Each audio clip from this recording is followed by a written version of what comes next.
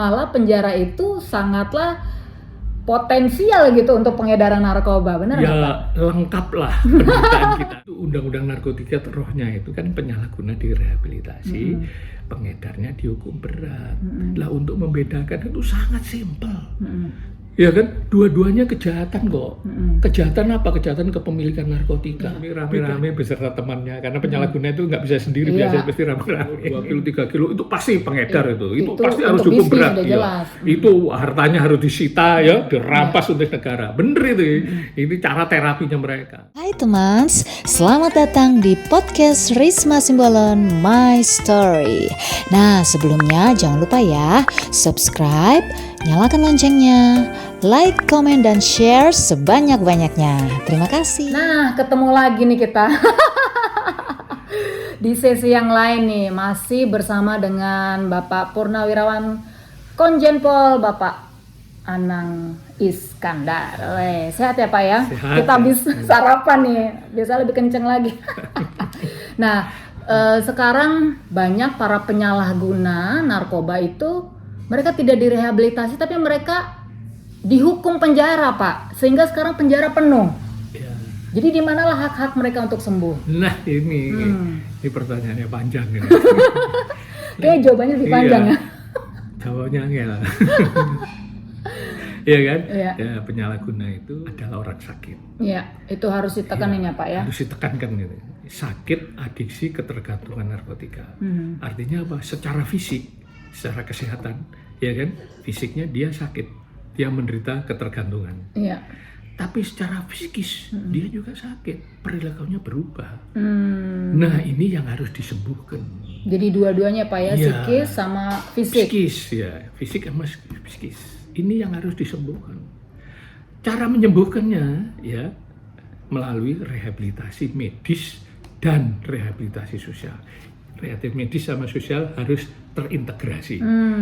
Artinya rehabilitasi medis ya diemban oleh rumah sakit, ya kan, atau puskesmas yang ditunjuk oleh pemerintah.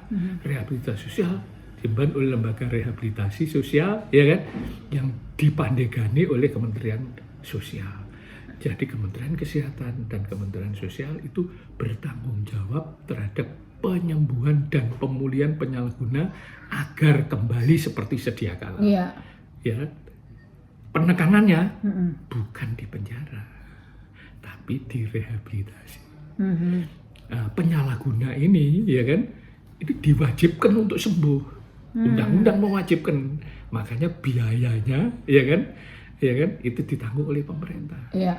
Atau negara yang tanggung jawab, ya kan? Iya.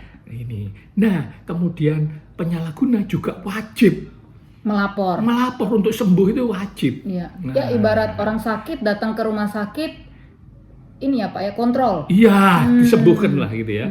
Itu penyalahguna. Nah, penegak hukum itu diberi kewajiban untuk merehabilitasi penyalahguna.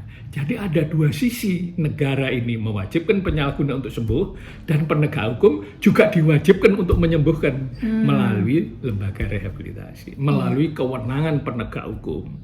Karena semua penegak hukum diberi kewenangan untuk menempatkan penyalahguna ke dalam lembaga rehabilitasi. Khusus hakim dalam memeriksa perkara narkotika yang terbukti sebagai penyalahguna itu diberi kewenangan untuk menghukum rehabilitasi kalau terbukti bersalah. Kalau tidak terbukti bersalah juga diberi kewenangan untuk menetapkan yang bersangkutan menjalani rehabilitasi. Artinya apa? Hakim diberi kewenangan wajib ya memutuskan yang bersangkutan menjalani rehabilitasi. Iya. Ini, dan kalau kenyataannya di penjara, nah ini menurut saya itu terjadi kecelakaan. Iya. Yang tadi kita di episode sebelumnya kita udah bicarain ya Pak ya. Kecelakaan implementasi, ya kan? Kecelakaan implementasi, ya mestinya direhabilitasi, ya sesuai kebijakan hukum, ya kan? Tapi kenyataannya di penjara. Ini yang jadi masalah. Nah sekarang gini Pak, kan banyak juga ya penyalahguna akhirnya mereka menjadi pengedar Pak. Mereka harus dipenjara untuk mempertanggungjawabkan kesalahannya, atau mereka harus diobati sebagai penyalahguna karena mereka rata-rata berperan ganda gitu iya, loh Pak. mestinya memang harus diobati. Oh, diobati dulu baru dihukum. Itu gimana? Mereka harus diobati itu dalam arti diobati itu bentuk hukuman. Ah. Nah, jadi diputuskan untuk menjalani rehabilitasi itu hukuman. Jadi kenapa ini bentuk hukuman? Karena Undang-Undang Narkotika menyatakan masa menjalani rehabilitasi diperhitungkan sebagai masa menjalani hukuman. Iya. Jadi penempatan ke dalam lembaga rehabilitasi oleh penyidik, ya kan, oleh jaksa, oleh hakim selama proses pemeriksaan itu diperhitungkan sebagai masa menjalani hukuman. Dan hakim sendiri diberi kewajiban, ya kan, dapat memberikan kewajiban dan kewenangan dapat menjatuhkan hukuman rehabilitasi bila terbukti bersalah. Loh, jadi hukumannya itu hukuman alternatif namanya rehabilitasi. Kalau dia dihukum penjara, kembali lagi ini kecelakaan implementasi, gitu loh. Berarti, jadi mestinya harus dihukum rehabilitasi. Nah, ada juga aku lihat Pak ya, aku ketemu juga kalau aku lagi pelayanan di penjara. Mereka dihukum hanya karena jadi kurir, mereka tidak memakai, bahkan mereka kadang-kadang nggak tahu apa isinya ya kan paket itu, jadi mereka hanya diiming-iming. Tapi hukumannya lama loh Pak. Ya kalau kurir, ya memang Undang-Undang Narkotika itu adalah undang-undang yang melarang ya kepemilikan narkotika untuk dijual maupun untuk digunakan untuk sendiri. Nah, kurir itu termasuk bagian daripada perbuatan untuk membantu mereka yang untuk menjual. Nah, ini memang dihukum. Undang-Undang Narkotika tidak mensyaratkan itu niat. Dia kan punya niat atau tidak itu kalau dia memiliki narkotika itu pasti kena. Jadi kepemilikan narkotikanya itulah yang disyaratkan sebagai bentuk kesalahan. Iya. Tapi miris juga ya Pak, karena kan sebenarnya kalau dibilang kepemilikan itu bukan milik dia juga, dia hanya mengantarkan gitu Pak. Kepemilikan itu bisa juga membawa, ya kan? Karena membawanya itu ya Pak memiliki, ya. menguasai, dan dia juga menguasai karena narkotika. di kekuasaan dia Nah, ya. kalau dihitung-hitung mereka sesungguhnya tahu. Ya kenapa? Karena ketika dia jadi kurir itu ongkosnya pasti mahal. Iya Jadi betul. kalau suruh ngurusin ongkosnya sekian sampai naik pesawat itu nggak mungkin. Jadi dia sesungguhnya tahu. Gitu. Nah oleh karena itu ya dia harus tetap divonis penjara. Memang saya kira itu proporsional. Oh iya ya. Nah sekarang nih Pak di penjara kan udah terlalu banyak ya, bahkan overload Pak. Hanya karena salah penempatan itu Pak. Nah kira-kira solusinya gimana Pak? Ya makanya saya ya selalu berjuang ini penyalahguna itu jangan dihukum penjara. Padahal dihukum udah ada Pak ya, istilah di undang-undang udah ada. Iya, gunakanlah kewenangan hakim berdasarkan pasal 103, ya kan, untuk menghukum rehabilitasi terhadap kepemilikan narkotika untuk dikonsumsi. Itu undang-undangnya jelas, alternatif hukumnya namanya rehabilitasi. Meskipun diancam dengan pidana, yes. Diancam dengan pidana maksimum 4 tahun. Ya. Tapi bentuk hukumannya bukan di penjara. Bukan penjara. Penempatannya ya. Iya, tapi di rehabilitasi. Itu clear kok. Tujuan undang-undang kan juga menjamin penyalahguna mendapatkan upaya rehabilitasi. Hakim juga diberi kewajiban dan kewenangan untuk menjatuhkan hukuman rehabilitasi. Sesungguhnya ini tergantung pada hakim secara pribadi saja. Undang-undangnya clear kok. Tapi kalau ada hakim yang menghukum penjara, nah itu dipertanyakan, pernah baca nggak undang-undang ini? Itu masalahnya. Ayo para hakim, tolong dibaca undang-undangnya ya kan. Ya, coba lihat tujuan undang-undang kan yang diberantas itu hanya pengedar. Ya kan, hanya pengedar. Jadi bukan pemakai ya, iya, benar-benar kalau pedagangnya lah penyalahguna gitu itu ya. dijamin mendapatkan upaya rehabilitasi. Dan cara mendapatkan upaya rehabilitasi itu tadi, ya kan, selama proses penyidikan ditempatkan di lembaga rehabilitasi. Aturannya begitu. Ya. Hakim yang dalam menjatuhkan hukuman terhadap penyalahguna rehabilitasi.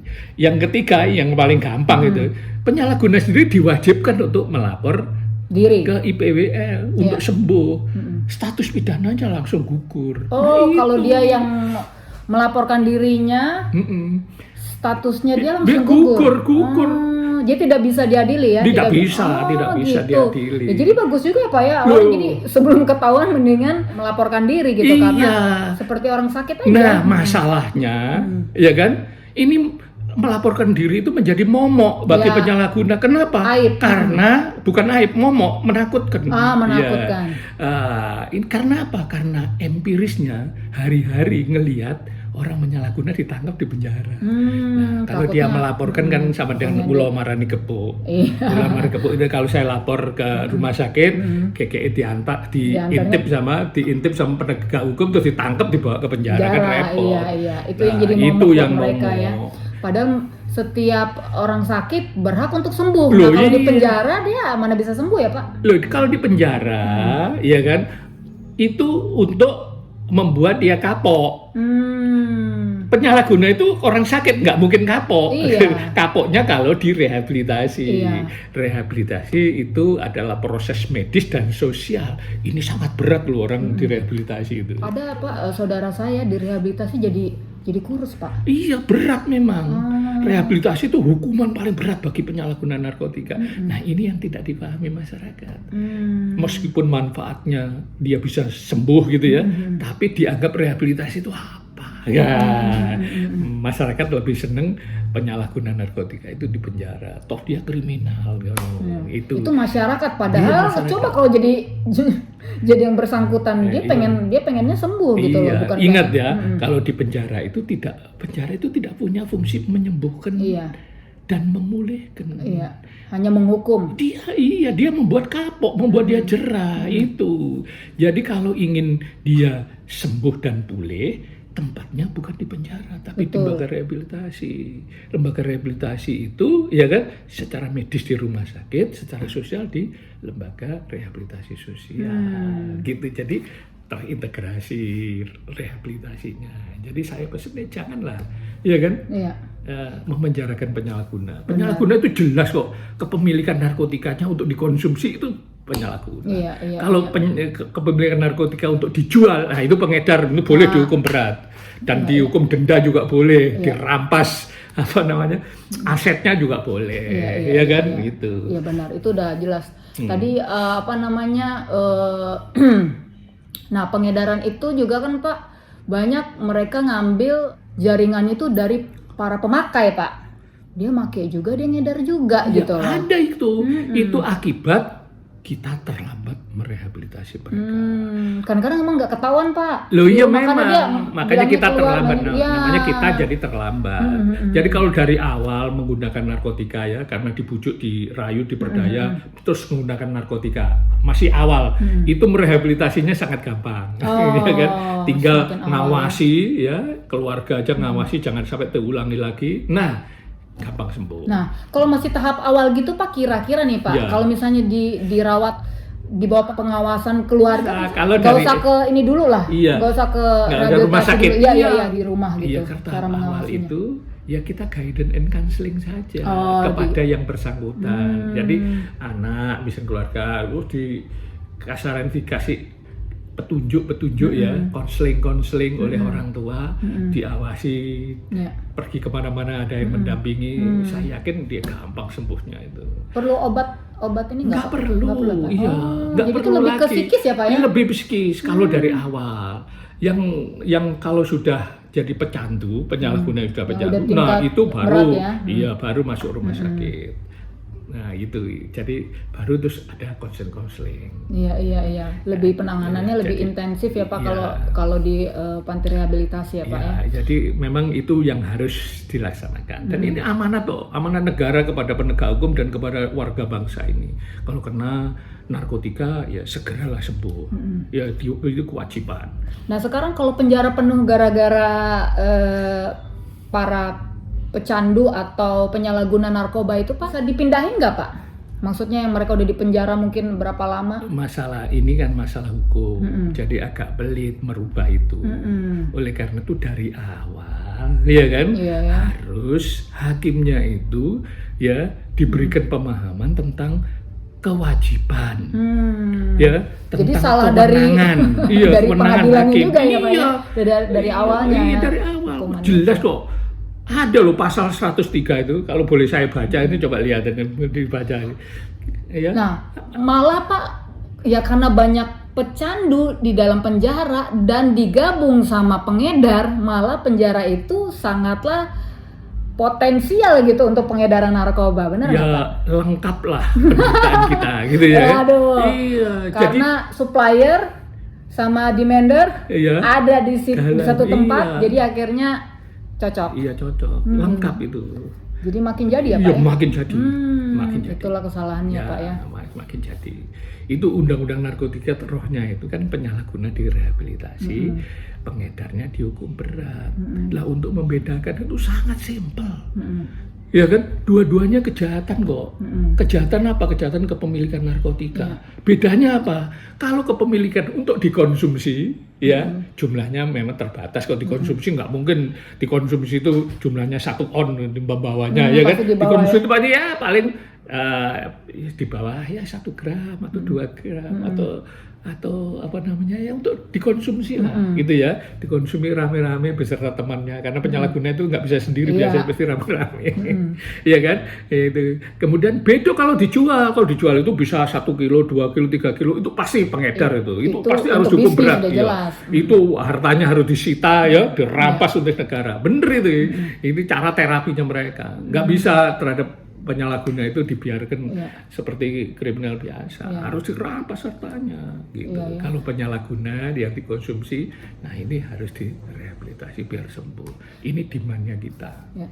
Dan sekarang udah banyak juga zat-zat yang pemerintah kelompokkan menjadi narkoba ya Pak, yang dulunya bukan narkoba, sekarang jadi narkoba gitu.